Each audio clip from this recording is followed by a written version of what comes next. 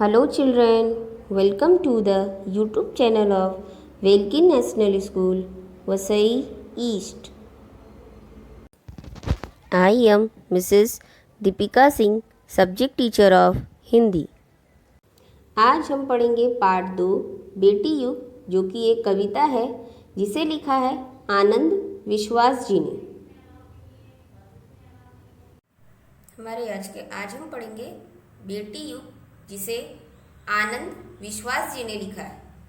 प्रस्तुत कविता के माध्यम से कवि ने बेटियों की शिक्षा महत्व के साथ साथ उनकी आत्मनिर्भरता प्रगति को प्रतिपादित किया है। आइए ये हम कविता पढ़ते हैं। नानी वाली कथा कहानी अब भी जग में लगी सुहानी, बेटी युग के नए दौर की आओ लिखें नई कहानी। बेटी युग में बेटा बेटी सभी पढ़ेंगे सभी बढ़ेंगे, फौलादी ले नेक इरादे खुद अपना इतिहास गढ़ेंगे। देश पढ़ेगा देश बढ़ेगा, दौड़ेगी तब तरुण जवानी। नानी वाली कथा कहानी अब भी जग में लगे सुहानी। बेटा शिक्षित आधी शिक्षा, दोनों शिक्षित पूरी शिक्षा। हमने सोचा मनन करो तुम, सोचो समझो करो समीक्षा। सारा जग शिक्षा में करना, हमने सोचा मन में ठानी। नानी वाली कथा कहानी अब भी जग में लगे सुहानी। अब ना कोई अनपढ़ होगा, सबके हाथों पुस्तक होगी। ज्ञान गंगा की पावन धारा सबके आंगन तक पहुँचेगी। पुस्तक और कलम की शक्ति जग जाहिर जानी पहचानी। नानी वाली कथा कहानी अब भी जग में लगे सुहानी। बेटी युग सम्मान पर्व है, पुण्य पर्व है, ज्ञान पर्व है। सब सबका सम्मान करे तो जन जन का उत्थान पर्व है।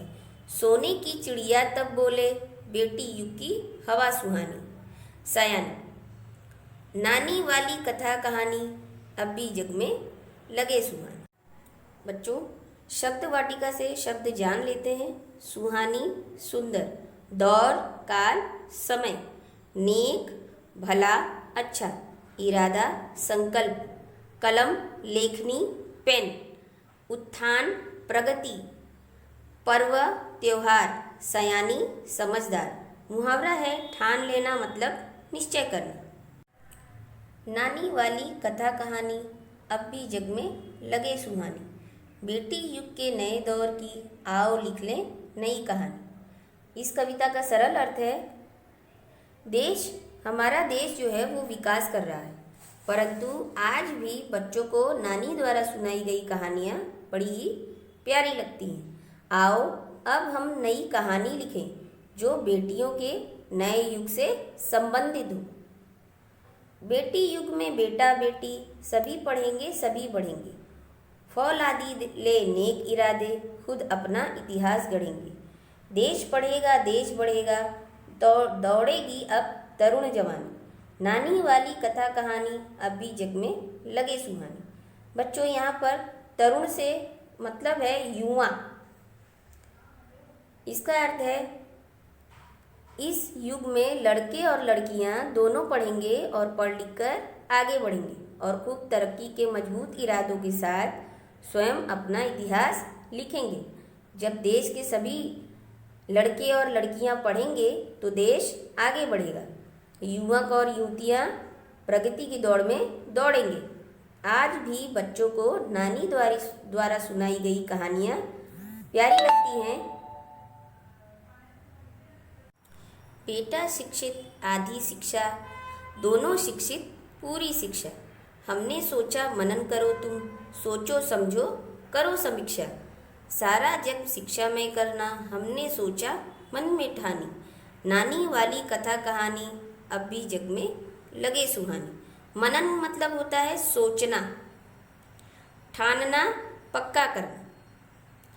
आइए अब इसका अर्थ जानते हैं। कवि कहते हैं कि यदि केवल बेटों को ही शिक्षित किया जाए या पढ़ाया जाए तो वो आधी शिक्षा कहलाती है।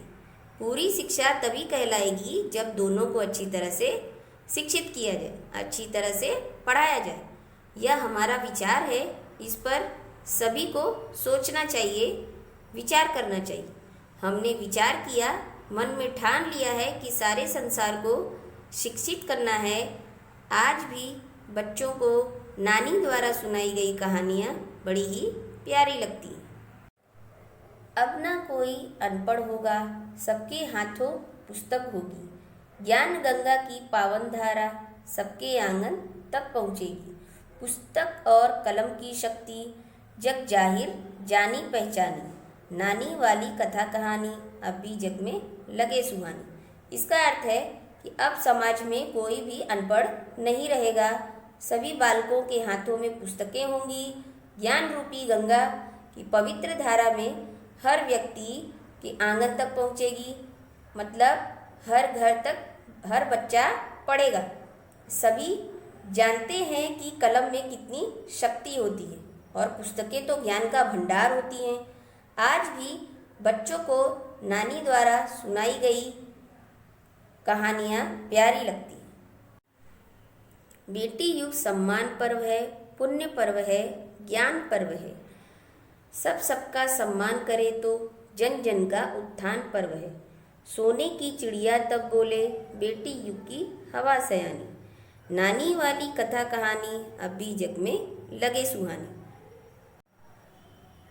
इसका अर्थ है बेटी युग सम्मान का पर्व होगा, यह पुण्य का पर्व होगा, यह ज्ञान की प्रतिष्ठा का पर्व होगा।